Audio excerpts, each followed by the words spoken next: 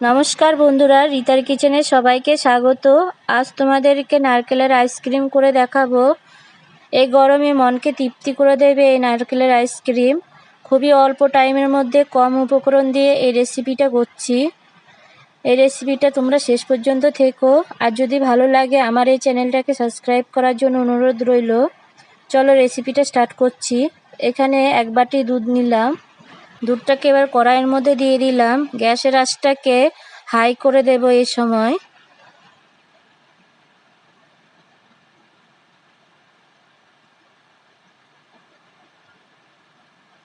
অনবরত এভাবে নেড়ে যেতে হবে। এই সময় গ্যাসের আঁচটাকে একটু মিডিয়াম রাখবো আর অনবরত নেড়ে যাব। যতটা দুধ দিয়েছি তার হাফ করে নেব। অন্যদিকে একটা বাটির মধ্যে কিছুটা দুধ নিলাম।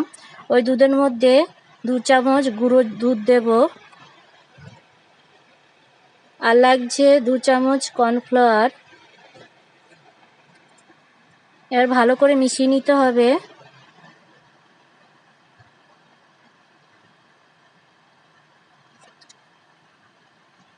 এদিকে দুধটাও হাফ হয়ে গেছে। এবার এর মধ্যে ওই দুধটা মিশিয়ে দিয়েছি। এবার ভালো করে আস্তে আস্তে এভাবে নেড়ে যেতে হবে। এই সময় 2 চামচ এখানে চিনি দিচ্ছি। চিনির পরিমাণটা তোমরা তোমাদের স্বাদ অনুসারে দেবে।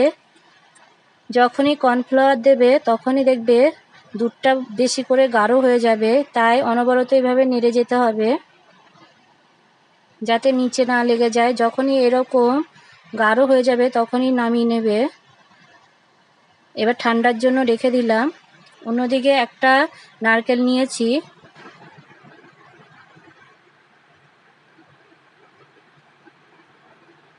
নারকেলের পেছনে খোসাটাকে এভাবে ফেলে দিয়ে কুচি কুচি করে নারকেলগুলোকে কেটে নিতে হবে।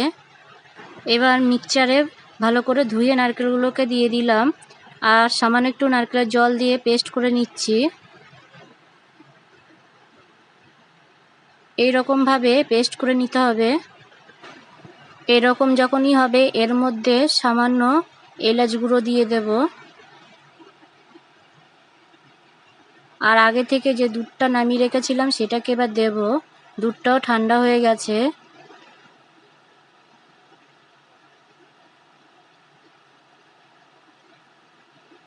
আর লাগছে সামান্য মালাই।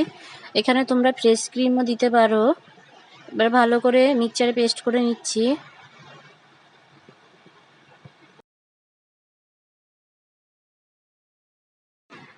একটা একটা করে দিয়ে দিলাম।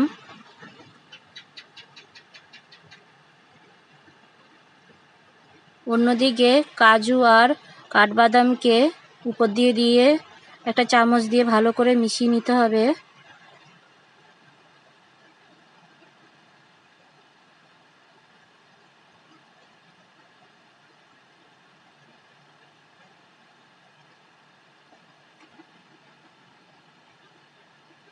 এবার ফ্রিজের মধ্যে এখানে 5 ঘন্টার জন্য রেখে দেব।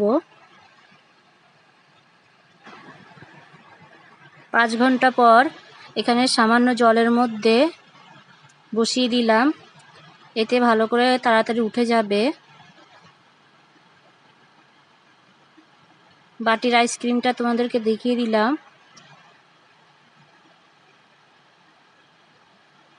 দেখো কেমন হয়েছে। এইভাবেও খাওয়া যাবে। আর এর উপরে সামান্য বাদাম আর কাজু বাদামের গুঁড়োগুলো দিয়ে দিলেও ভালো লাগে খেতে। করে দেখবে। ভিডিওটা দেখার জন্য ধন্যবাদ। আর কমেন্ট করে বলবে কেমন হয়েছে।